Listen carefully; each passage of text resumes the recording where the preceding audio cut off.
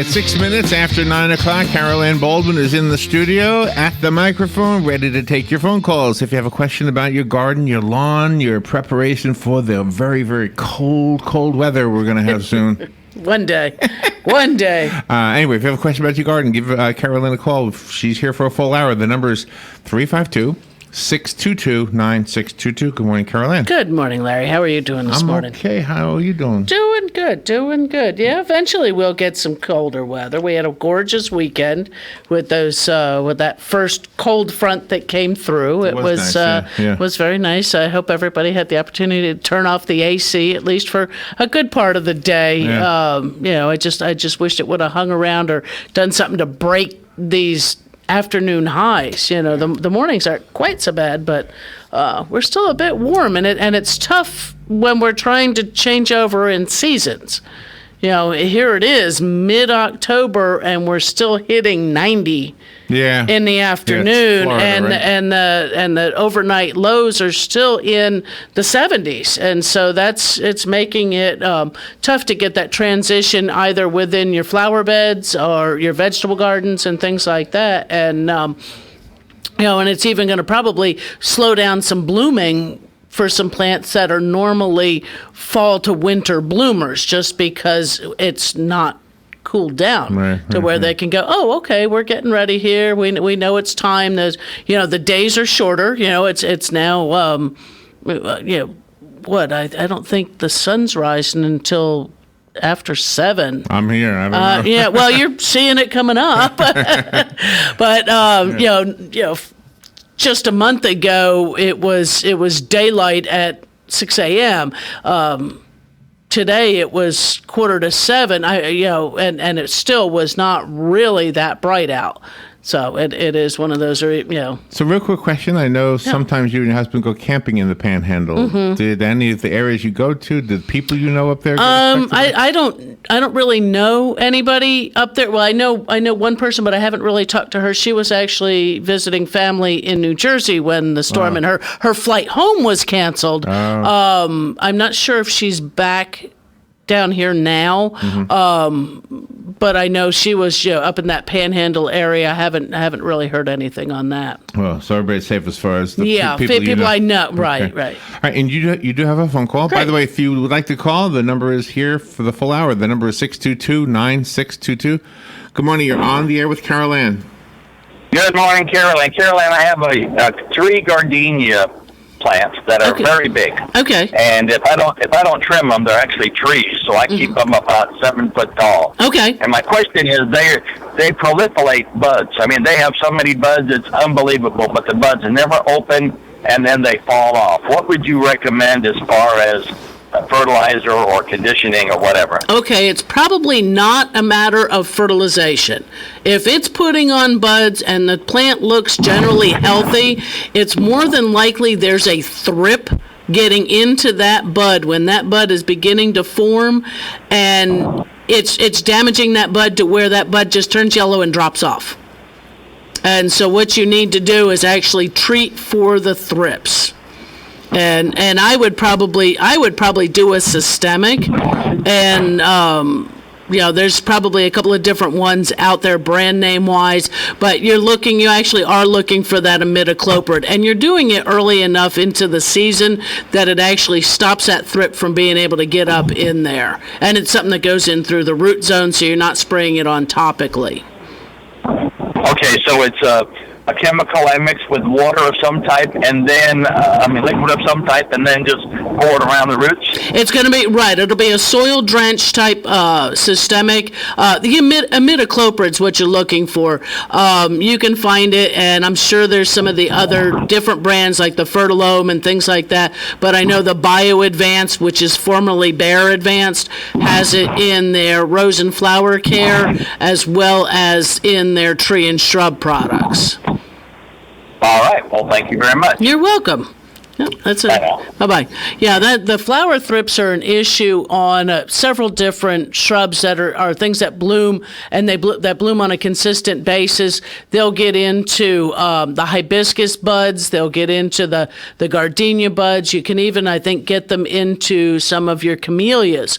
So, this is something that you can do, and it's not something that you're spraying on. You're putting it on as a preemptive, preventative to keep those thrips from becoming an issue. Now, if you've got them and they're actively growing, something like hibiscus, now I hate to do any serious pruning this time of year on anything, only because even though we're 90 degrees, we are coming up into times where we may end up with a sudden temperature drop. Even our overnight temperatures over the weekend, that was a sudden temperature drop. We were suddenly Hardly 15 noticed it, to be degrees. honest. We were seriously 15 degrees cooler overnight for 2 days. And when you figure, if you go from 90, but it was only mostly for the nighttime temperatures. Daytime temperatures, I guess we were probably about 10 degrees, cooler. But we're going to end up having that happen. And it will end up being a shock. So no pruning on it. But like during the growing season, if you have hibiscus or if you have, say, the roses or something like that, and something's destroying the buds on it, the best thing to do is to, one, prune them off. That's a good time to prune that shrub back. And then if you're treating with a systemic, it's going in, protecting all the leaf structure, protecting the stems and things like that. And as that shrub begins to get ready to bud out again, it's been protected. It's already set up to where it should be resistant towards those insect pests without being a problem to, say, our pollinators. That kind of thing. But if you listened, you heard me say you're pruning off all that flower activity before you're treating. And if you read the directions on any of the packaging, it pretty much is telling you to apply it when there's no flowers actively on them. We got a call going? Yes. So that'll get a thought going. Get me going in another direction here. I'm sorry. I'm trying to do a little photograph of you. So. Good morning. You're on the air with Carol Ann. Good morning, Carol. Morning, Sonny. Larry. You were talking about these vast temperature variations now, especially over past weekend. Right. It just proves to me that the sun is very active, and I don't know, the weather channel thing that I have on my computer tells you about the sun activity, and the UV activity is what they call very high. I think if you look at it today, you can go out there and actually feel it. I did yesterday. My inside of my garage was cool compared to the outside.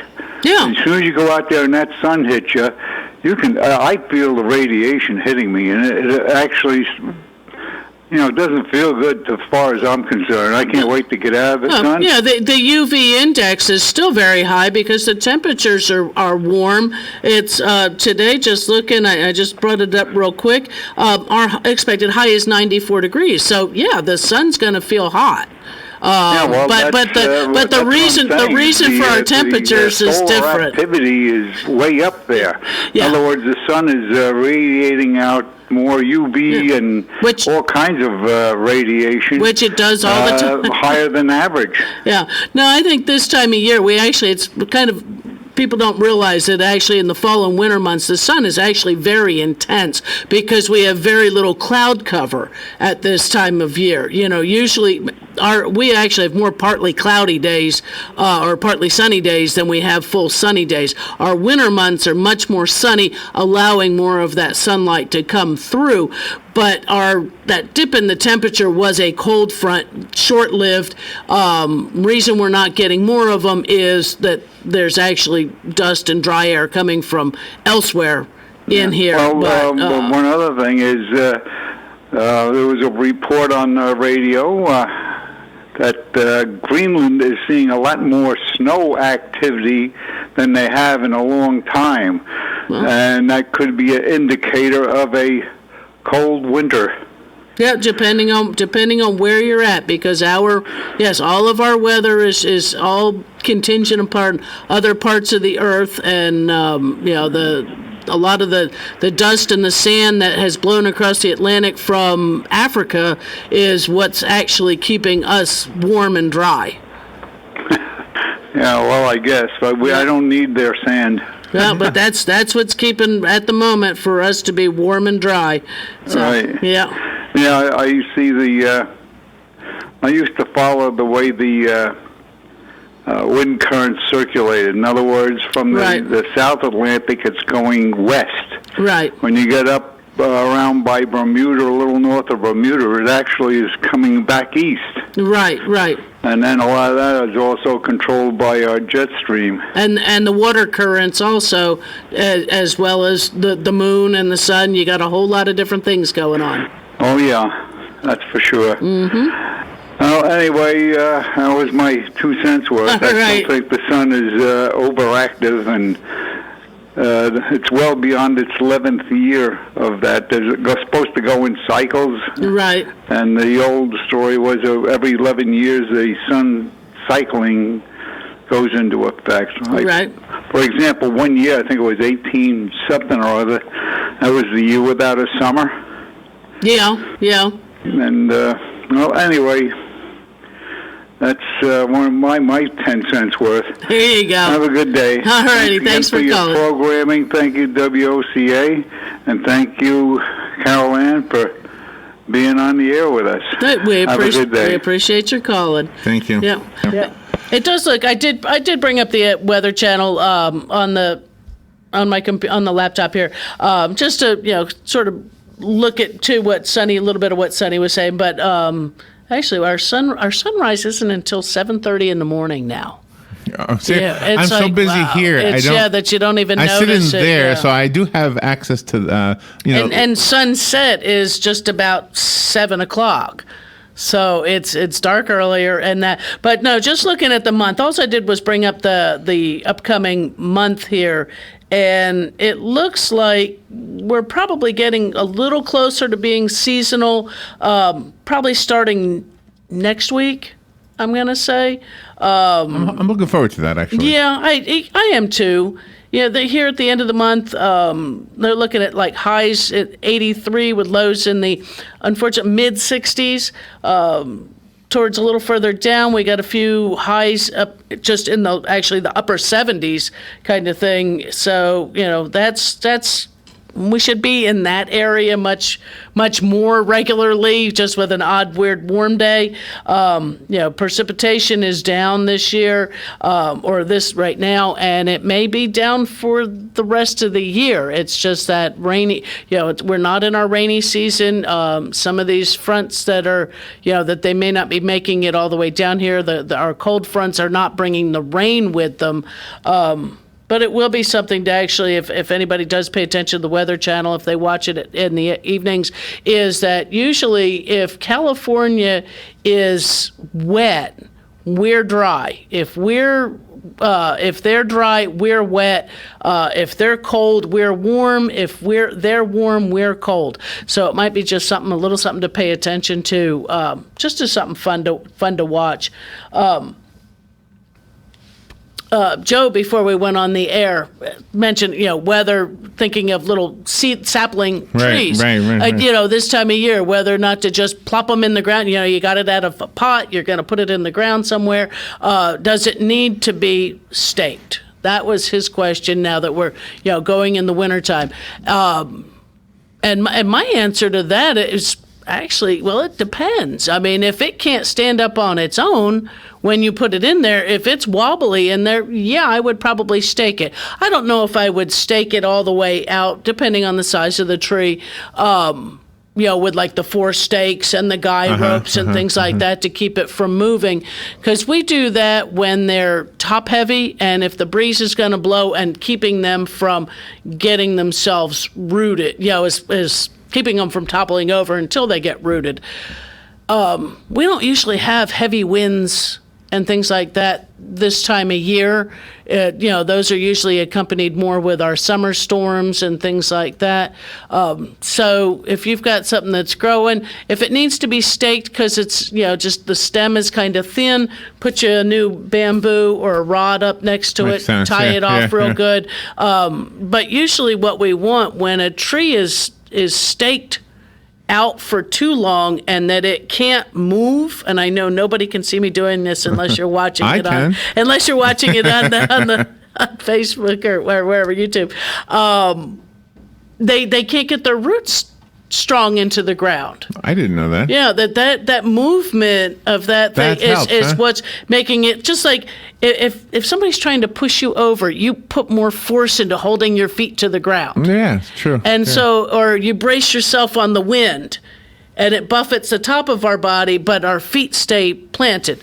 I had no idea. Same kind of thing, that their roots will go out further. They will go deeper when they're exposed to more, and become a sturdier plant when more force against them. Carolyn, you have another phone call. All right. Good morning. You're on the air with Carolyn. Yes, good morning, guys. Good morning. Say, no gardening or lawn questions. This time of the year, everything kind of slows down a little bit now.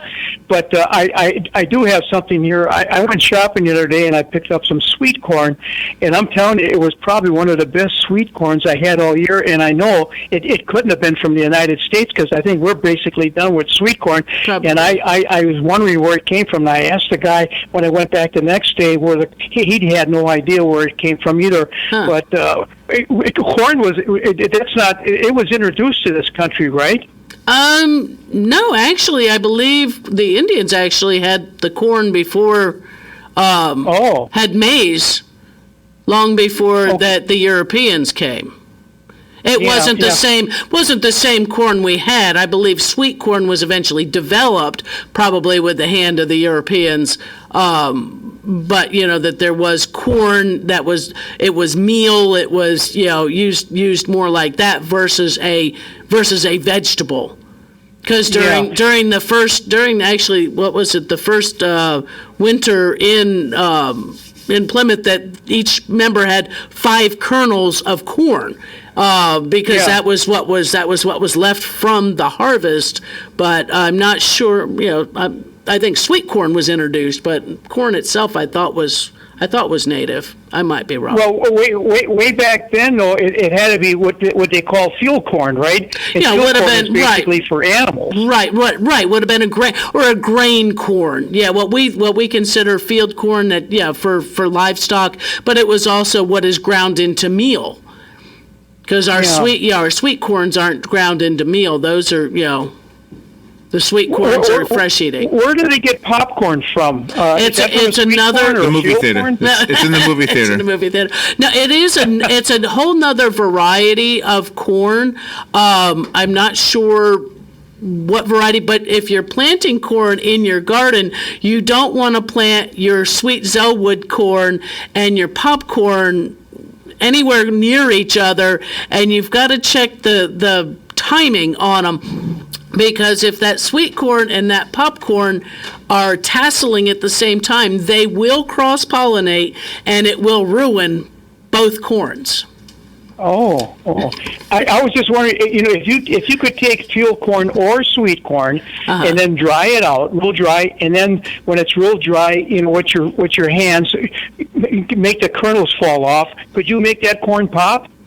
If you grew popcorn, you could. Yeah, you can. They actually sell it. You can buy seed for popcorn, and they even have some that you don't even have to take it off the cob. That you actually just take it and put it in the microwave and pop it right off the cob. But I think that's how the Indians had found it somehow or another. So I'm not sure what the difference is, what makes that popcorn pop, because if you ever notice, there are at least 2 different kinds of popcorn that I've seen, or well, I guess there's more than that. Some are make almost like a round popcorn ball, popcorn kernel. There you go. Once it's popped, and other ones are much more, I'll call it, for lack of a better word, puzzle piece shaped, where there's little, and then there's some that are gourmet ones that the kernel before you pop it is black or different colors and things like that. So those are all hybrids of the popcorn, or they may have even been some of those, the original, the colored kernels. But your regular field corn, those kind of things, those aren't gonna pop. And when you're even see the kernel on the cob, I think they even look a little bit different. Yeah, I know. I know when you go shopping for popcorn, you know that it comes in yellow or white usually. Right. And the yellow is always kind of bigger and tougher, and the white's kind of smaller and sweeter, which I prefer. Right. But it's just it's a wonderful food, and like I said, when I go back to what this conversation is about, I went shopping for sweet corn the other day, and I couldn't believe how good it was, and I don't know where it came from, and they didn't either the next day, and it had to be maybe like I don't know who makes sweet corn this time of year, but it's not from the United States. Right? Yeah, I'm not sure either. I mean, it's actually it's possible that it could still be. Because here in Florida, we can put in a second crop of corn in August, but usually your harvest wouldn't be until November, I want to say. So you're looking at 30, 60, 90. So it could be coming from California or Mexico or even Arizona. So, I mean, it's possible that it is from the United States, but just over closer to the West Coast. Yeah, I really prefer, if I can find it, to buy the white and the yellow mix. Like they call it candy corn, or the bicolor corn. Yeah, that's really that's really, because the white is almost too sweet. Oh, I love white corn. And then but when it's mixed with the yellow, it's perfect. Yeah. I love corn. Okay, favorite food. I'm going to go shopping again later on. The wife is out of town, and I'm in the mood for some popcorn and regular corn, so I'm going to have a corn party. Get you some popcorn now. There you go. Nice. With plenty of Wisconsin butter. There you go. There you go. Okay, thank you. Goodbye. Bye-bye now. Did you hear that Stormy Daniels is making a police movie? Oh, is she now making it? Yeah, they're calling it cop porn. Oh, okay. Cop porn. Cop porn. Hey, can I go real quick back to the global cooling, the global warming thing that was kind of implied. The painting of Washington crossing the Delaware shows it's frozen over. Yeah. And there was an article, and I had to look it up to remember when it was. But it was early. It was January of this year. Right. Where they said it's freezing over again. So.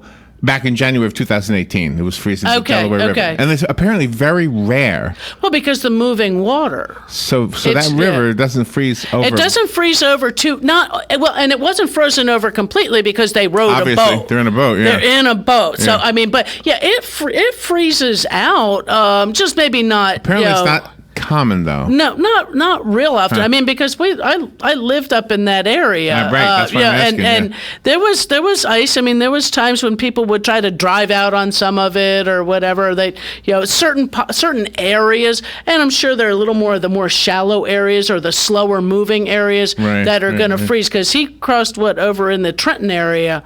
Is that where it was? Yeah, or apparently I don't mean to be rude. We're up for the break. We'll be right back. Fox News, I'm Chris Foster. The family of a missing journalist is calling for an independent international investigation. The Turkish government claims he was murdered by a Saudi Arabian security team at the Saudi consulate in Istanbul, Turkey. 2 weeks after Jamal Khashoggi was seen entering the consulate, Secretary of State Mike Pompeo meeting in Riyadh with the Saudi king, King Salman. Meanwhile, Turkish investigators have left the building after searching it through the night. Fox's Simon Owen. There are reports the Saudi government may admit Khashoggi was killed accidentally. Drug companies would have to disclose prices for prescription medicine in TV ads under a new rule proposed by the federal government. Health and Human Services Secretary Alex Azar says customers deserve to know if the drug company has pushed their prices to abusive levels. The drug industry's Made Trade Group is proposing listing prices on websites, but not in commercials. Secretary Azar says that's not good enough. This is Fox News. The worst commercial ever. Say, Jan, as a fellow respected small business professional, I wonder, who do you use for commercial auto and business insurance? Progressive, of course. They helped with a customized insurance solution for my busy florist company. I'm so glad we had this chance encounter in this busy restaurant. Yes, that fake conversation was brutal. Whereas commercial auto and business insurance through Progressive is anything but. Visit progressivecommercial.com to quote today. Insurance provided and serviced by Progressive Casualty Insurance Company. It's affiliated and third-party insurers. Indeed knows it's hard to find qualified candidates when you're hiring. It's like finding a unicorn. But when you post your job on Indeed, it's easy to find people with the skills you need. Nurse practitioner, 4+ years experience, acute care certification. Indeed has a huge pool of amazing candidates and screener tools that help you find your most qualified applicants. Whoa, an entire short list of unicorns. See why more than 3 million companies worldwide use Indeed to hire. Post your job at Indeed.com/hire. Indeed, the world's #1 job site. Source.com score total visits. Honest opinion. Everybody's looking for color this time of the year, and Baldwin's Camellia Gardens in Ocala is loaded with fall color. Arriving this week, a huge selection of colorful winter annuals, including petunias, snapdragon, Dusty Miller, and super petunias. Prices starting at just $1.99. A new shipment of mums. Yes, you've been waiting for these. 1 gallon size in a huge array of colors. They're just $6.99. And Bob's famous bright red ever-blooming azaleas are still just $3.99. All fruit trees are half price. All citrus trees also half price. Plus herbs and winter veggies, they're half price too. Palms, yes, they're down 25%. It's this week at Baldwin's Camellia Gardens in Ocala. Daily till 4, Saturdays till 2. In the same blooming place since 1952. Live on stage at the Ocala Civic Theater, Born Yesterday. Crooked businessman Harry Brock made his fortune on junkyards and a lack of scruples during World War II. In the fall of '46, he's in Washington, D.C. to bribe government bigwigs into shady deals. Harry has brought along quite an entourage. His showgirl mistress, his perpetual inebriated attorney, and his yes-man cousin who keeps the drinks filled and the payoffs coming. Go see Born Yesterday at the Ocala Civic Theater from October 18th to November 11th. Call them for tickets. 352-236-2274. All right, 78 degrees. Temperatures are expected to reach 94 today, Caroline. Wow. Little warm. Wow. Little warm for this time of year. All right, let's return to your show, In the Garden with Caroline, and you have a phone call. Oh, fantastic. Let's go to it. Good morning. You're on there with Caroline. Yeah, good morning. Good morning. There's several different varieties of corn. Oh, yeah. And I know when we were on Long Island, we were growing corn that was harvesting right about now. The last of that late harvesting corn is coming in. Okay. I can't tell you the name. I can't tell you the name of the variety, but it was the kind my grandfather grew, and I can't for the life of me tell you what the variety was. But it was a sweet corn. No, it was a yellow corn. Well, yellow corn's a sweet corn. I mean, was it like a feed corn or a table corn? I guess that might be the better way. No, it was table corn. Oh, okay. It was table corn. Yeah. So that that might be, it might be again a variety, like you say, of a last crop coming out of upstate New York, even. Yeah. Even though I think they're starting to get some weather up there now, but. Yeah, no, this would be about the last of it. Right. Well, good. All right. Have a good morning, all. Thank you. Thank you. So I've not been a farmer, but I have planted corn. Just because it gets so tall. It's just so cool. Yeah, one year at the extension office, and we didn't know what kind it really was. I mean, it was called Trucker's Roasting Ear Corn. Oh, wow. Which sounds good. Tasty. Yeah. It sounds like a corn that you would harvest and just throw it right on the grill and roast it. And it would be like a truck farm kind of thing. But that corn was more of a field corn. I don't know if we got the wrong seed in the package. So what do you mean? It would taste bad? It was chewy. It was starchy. It was not a good corn. This is how little I know about corn. Or we harvested it too late, but we paid attention to the silks. But it was our revenge on having planted, and we planted like a 36-foot bed of corn. That would be like 3 rows in 36 feet, 3 rows 1 foot apart in a 4-foot wide bed of like Silver Queen the year before. And as that corn was getting close, we came in one morning and there wasn't an ear of corn left. This was not the job of raccoons and squirrels overnight and early morning. No, someone had stolen all of the corn. Oh, no. So the next year we planted this Trucker's Roasting Ear corn. Gorgeous plants. Oh, they were. They were big, huge. What you think about corn when you think of corn. They were probably 10 feet tall kind of things. Beautiful ears of corn, wonderful ears of corn, but they weren't really very tasty. So we figured if anybody stole them that year, they were going to get themselves some garbage. I have a question about corn. This is a weird question. But my question comes from watching YouTube videos of people who have grilled corn still with the leaves on, the husks. Yeah, with the husks on, okay. yeah. So here's the question: have you ever done that? And if so, have you ever like opened it up to a nightmare, like a lizard got cooked in there with it? No, you're not going to find a lizard really in there. You might find a caterpillar. It on YouTube. I can't imagine a lizard being down in there. So you've never found caterpillars? anything? No.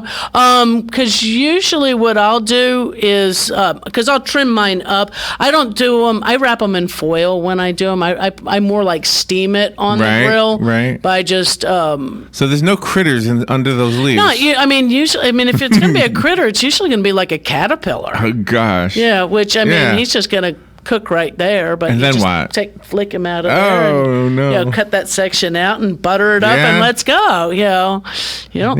Just as a kid, when you sat on the back porch because you shucked them all, and it was just like, ew, worm. P.S. How about those pumpkins we got? Those are nice pumpkins. We got them from the pumpkin patch. Remember Druid Hills used to do it? Yeah, now United Methodist Church now. Right. So we went over there. So if you want a nice pumpkin, they got lots of nice, including the white one. Yeah, even the ghost. What do they call them? Is that called a ghost? Like a boo. Really? There's different ones. Baby boo are usually the little tiny white ones because they're white, not orange. So it's a ghost. So just a little plug. It's more of a gourd than a pumpkin, I think, when they're white. A little plug for what they're doing. And 100% of the money that they get from selling these pumpkins goes to the homeless. Wow. Isn't that awesome? That's fantastic. 100. They don't have any overhead costs. They're applying it to just all going to so other pumpkins were donated too.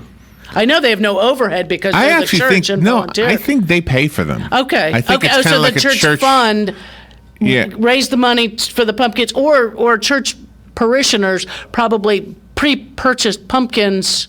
From I think she said New Mexico is where they came from. Yeah. Long way out there. Well, because it's usually drier areas have better, So if they paid for them, right, and 100% of the money is going to the homeless, then that means the money they paid plus the profit, right? Wouldn't you think? Right. Wow. Yeah. That's pretty amazing. Yeah.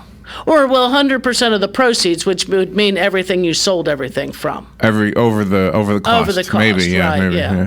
Which, and if they're doing for what they were doing, they may have gotten, especially how many they purchase, they probably got an extremely good deal. So because their pumpkins aren't really. Anyway, go buy a pumpkin and pumpkin. help them out with their impressive thing. Mm-hmm. We had a lady in this morning who was part of a team that was gathering food for the Panhandle people. Right. And they collected truckloads full of food. Oh, yeah. It was really it's always, it's fantastic. And I saw some video on Facebook the other day where Sonny's Barbecue sent who she was with. Two big yeah. smokers up there and some RVs for our troopers that are working up there to be able to get off and rest, I guess. The shirt says Random Act of BBQ. Yeah. It's a random act of barbecue. Yeah, that works.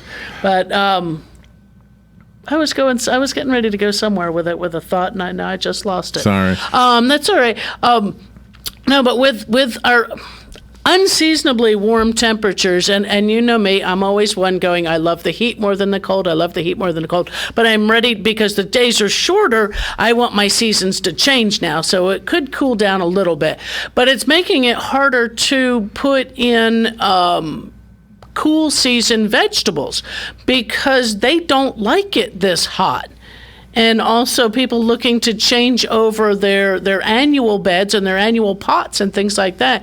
It's just still so warm that if you're trying to put these plants in, they're just not happy. Mm-hmm. And we have a tendency to overwater things like that at 2 o'clock in the afternoon when it's 91 degrees out and your petunias are wilting, you're going, they must need water. And so you give them more water and you come back the next day and they're all dead. Because they really didn't need water. They just needed it to be 80 degrees. I think one of the reports this morning on the AgNet programs was about the trees that are best planted in the fall. Yeah, they usually, they will say that a lot of trees, especially fruit trees, are better planted in the fall. And it's mostly because they're not trying to produce flowers, so fruit, they have time to calm down? or growing. Yeah. Right, that they're somewhat dormant, or there should be into a more dormant time, again, because of day length, and that they can get their roots settled before springtime, before you would be contemplating growing. But anything grown in a container can be planted pretty much at any time of year. I wouldn't try to plant hibiscus bushes in December or January, only because it's too cold for them. They're not going to be happy. They're not going to get established during that cold time.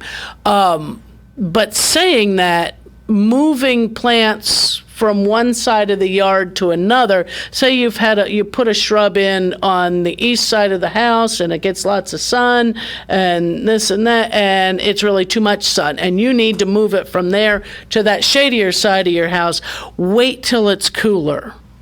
You want to wait until January or February, only because, again, transplant shock, digging that up out of that ground and moving it, you do less harm in the colder temperatures. Carolyn, we are up against the break, and at the last break, we bumped right into it, so we didn't give a chance to give something away. No, we've got 2 tickets to Born Yesterday, which is live on stage at the Ocala Civic Theater, and actually, as we were coming out of the break, we'd had Joe doing an ad for that. Yeah. So you heard a bit about what it is, what that play is.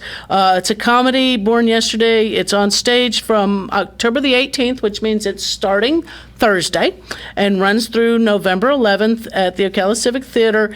And we went through this before. The crooked businessman up in D.C. during World War II, and trying to bribe government bigwigs with his shady deals, and it ends up. It sounds like it's quite a laugh, actually, quite a riot. The young lady who plays the role of the mistress, the showgirl, she was in here yesterday. Oh, okay. Just as sweet as can be. Oh, I'm sure. All right, so if you give them that away. So we're giving tickets to that away, and we also have tickets.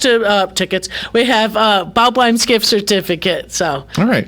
So if you'd like the package of the theater tickets and the Bob Wine's gift certificate, call during the break. The number is 622-9622. As always, if I answer the phone, then you won. There you go. If the break is done and we haven't answered the phone, then try again next time we give stuff away. We'll be right back with Carol Ann. Marion County's 35th anniversary celebration culminates with the November 5th, Monday morning, 10 a.m. Good Morning Marion County program being held in our Elliott Education Center here on Southwest 34th Avenue. Come hear 35 years of stories from our physicians, nurses, staff, our families, and our volunteers. We'll have models from our thrift stores, pets on parade from our pet therapy program, as well as Doctors Elliott, Perez, and Lasada sharing their favorite memories from our past, present, plus our vision for the future. And yes, our chefs will have prepared treats for everyone to enjoy. Reserve your seat by calling 352-854-5231 and leave a message or email jmccune@hospiceofmarion.com. jmccune@hospiceofmarion.com. Hospice of Marion County. Feel better, live better. We are 35. Everybody's looking for color this time of the year, and Bob Wine's Camellia Gardens in Ocala is loaded with fall color. Arriving this week, a huge selection of colorful winter annuals, including petunias, snapdragon, Dusty Miller, and super petunias. Prices starting at just $1.99. A new shipment of mums. Yes, you've been waiting for these. 1 gallon size and a huge array of colors. They're just $6.99. And Bob's famous bright red ever-blooming azaleas are still just $3.99. All fruit trees are half price. All citrus trees also half price. Plus herbs and winter veggies, they're half price too. Palms, yes, they're down 25%. It's this week at Bob Wine's Camellia Gardens in Ocala. Daily till 4, Saturdays till 2, in the same blooming place since 1952.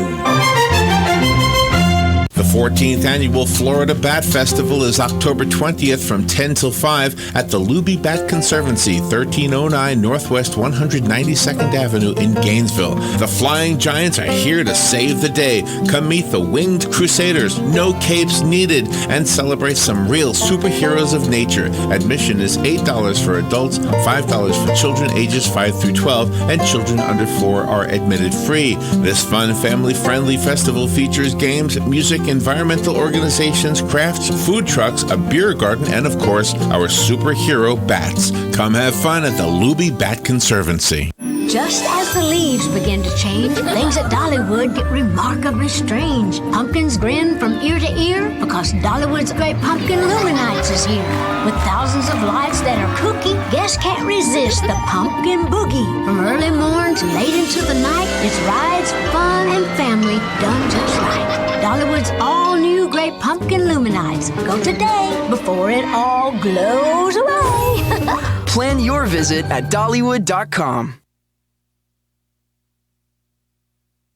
I think that was our cue, Carolyn. We missed our cue. We're talking about bats. Yeah. Yeah, one of the bats at this Luby bat thing that they're having this Saturday, a week from Saturday, I think. Yeah. Is the wingspan, the 6 foot wingspan. 6 foot. That's huge. That's big. Can you imagine seeing that flying over your house? Catching insects. I wonder. I think they're fruit feeders. I think. You know, he was saying that too. Yeah. They're fruit feeders. They're the fruit bats. The carnivorous bats are insect. Carnivorous, whatever that is. Yeah, carnivorous, yeah. Whatever you call an animal omnivore, that eats insects. Yeah, you got omnivore that eats both. Carnivore eats meat or insects. That's what insects would qualify? Yeah. But I think the big 6 foot one they're actually fruit bats, yeah. But can you imagine your apple trees empty? that you're sitting there. No, it's actually generally like your mangoes, and here comes a big, that they're tropical. Just big. Yeah, they're huge. They do everything upside down. Yeah. Well, no, they fly upside right. Okay. They eat upside. But they give birth upside down. Well, they don't have hands to hold. They have feet that It pops out the top, basically. There you go. I don't know. Never witnessed it. Don't know if I want to. Well, thank you to our winner. I think it was Carol, right? Carol Weaver, yeah. So thank you, Carol. You will be going to the theater. Robin's going this Thursday, by the way, to that show. She's going opening night. Yeah, sounds like a fun one. Yeah. Sure does. All right. It's nice. We got some great activities that go on in our community, and I think there's actually the Bach Towers. Oh shoot! I should have had that brought up on here. But there's an event at Bach Towers this Saturday. I think you're not paying admission to Bach Towers, but you pay a $10 That's the one with the bell? Parking parking fee. But it's a big plant sale, and I guess probably some garden crafts and things like that as well. And looks like you have a phone call. Good morning. You're on there with Carol Ann. Good morning, it's Sonny again. Yeah. I have a bat story for you. Okay. I had an aunt that lived in Pennsylvania, and they had the back alley type roads for the various service industries. Uh-huh. And they had a street light there, and in the evening, when I visited her in the summer, you could go outside and be millions of bugs around the street light, and the bats were just swooping right on through left and right.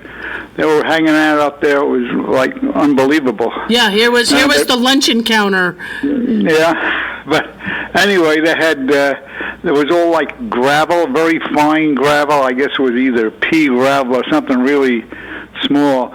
Pick up a handful of that and throw it up in the air, and it would disorient the bats. Oh. And if we threw enough of that stuff up in the air, they actually fell down to the ground. Yeah, probably. But I mean, they fluttered down to the ground. Wow. And as soon as we stopped, they took off and resumed their dinner. Right. That's interesting. I love that. But anyway, it was as a young person, I found it very interesting just to watch the bats and then try to interrupt their dinner and stuff like that. Yeah, probably it either threw them off, or I'm not sure if it threw off their radars that much, or if it actually they're trying to just get away from the pellets, basically the stones coming up at them, or coming down. Once it went over them to come back down. So they, I think it was a combination. just what you said before. They were going by echolocation, and with all those stones up in there, it just messed them all up. A lot of what we would call in the service chaff. Yeah. But anyway, that's my bat story. There you go. Yep. As a kid, it was a lot of fun messing around with them. Oh, sure. I bet. That was it. Yeah. Have a good day. Thanks. You too. Yeah, having some bats around, and we have bats in this area. I mean, he said they're everywhere. Yeah, there's the small. I think we have the southern brown bat. It's a little teeny one, and actually they're kind of cute. One time when my daughter was little, actually we had one get in the house. She got in her room and she's yelling, "Mommy, I think there's a big giant moth," and it wasn't a big giant moth. It was a small bat got in, and we got him out. But no, don't mess with bats. Can be carriers for rabies. So if you find an injured bat, remember the story. I believe it was only about a year ago, maybe 2, of the little boy who got scratched by an injured bat or a bat that was sick and died from rabies.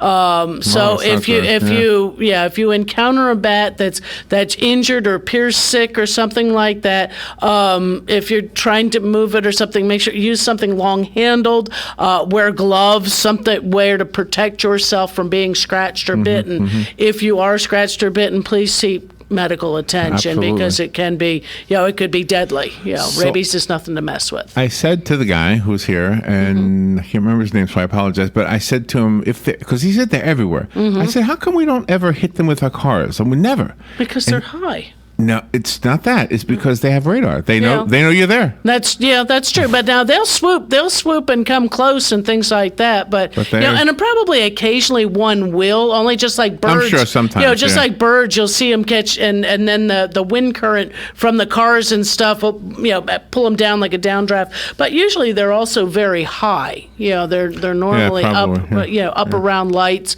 or just a moonlit area over water, places where insects are going to be congregating. We used to have them at the Cascades. You could see them. They lived in that that peak up in the center. Yeah. Because they've got a couple over the other house that come out. Every night. I'm not sure where they're coming from. But they're in the area just, it could be that they're near the railroad tracks in the underpass, somewhere in that area. I really don't know where they come from for this area. Anyway, so if you want to go see them up close and personal, a week from Saturday up in Gainesville. Yeah, it's a week from Saturday. What day? The 20th or 27th? Now I don't remember. I forget, yeah. I'm sorry. If somebody knows, listen for I'll the play next the commercial again. Yeah, wait for the next commercial for it, and we'll find you're out. right. It might be this Saturday. I'm not sure.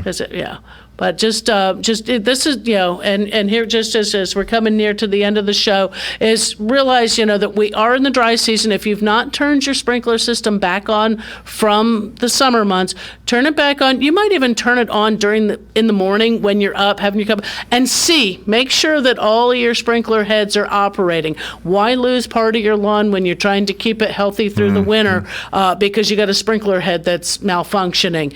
So good time to check that out. If you have not done a final fertilization for the year, really kind of get that done.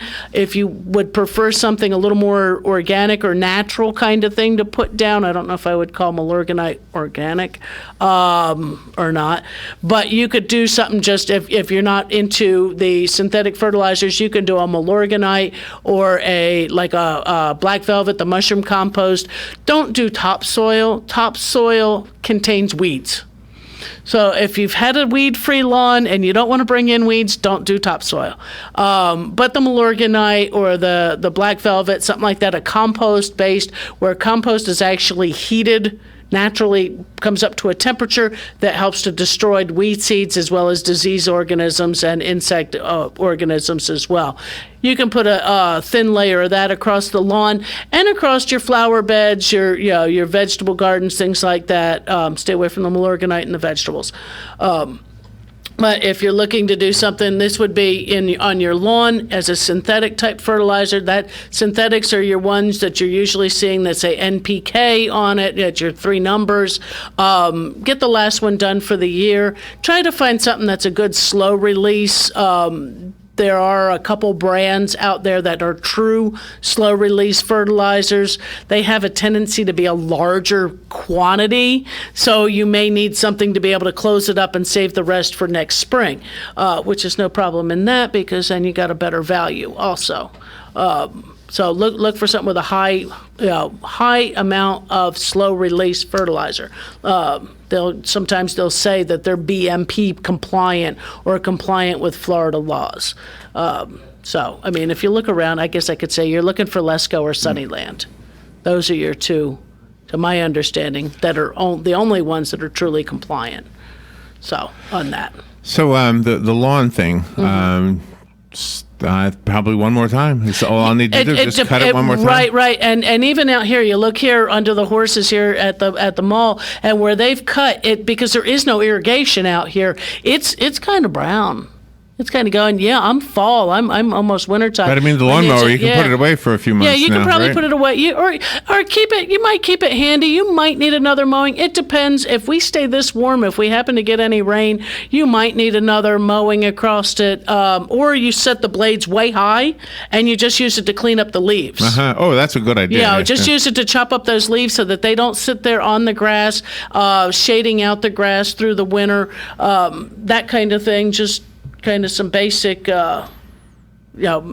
simple care. When you do put away your mower, if you're not using something like the fuel stabilizers, you want to drain your fuel out of it so that next year it will, and then drain it out and then run it dry. Run it till it spitters it out, and that way you've got a clean, dry carburetor, so you won't have a big issue next spring when you need to bring it out and you put fresh fuel in.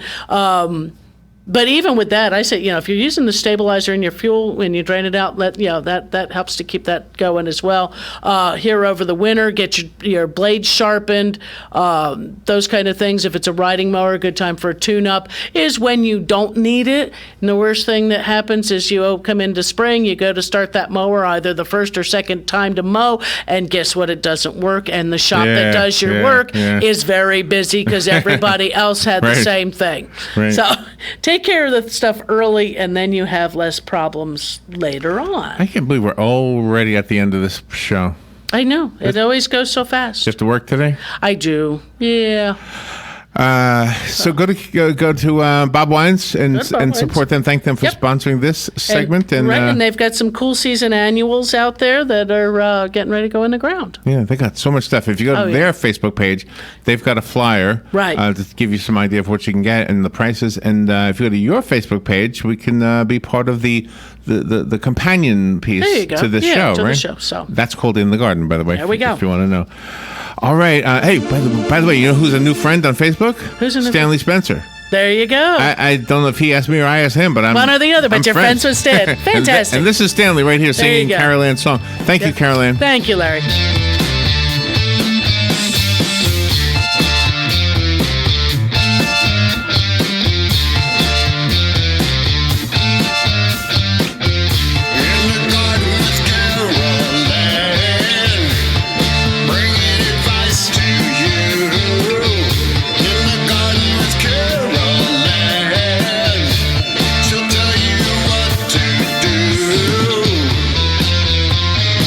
Broadcasting from the Paddock Mall Studios, this is WOCA, Ocala, Gainesville, The Villages, 1370 AM, 96.3 FM, The Source. Fox News, I'm Chris Foster.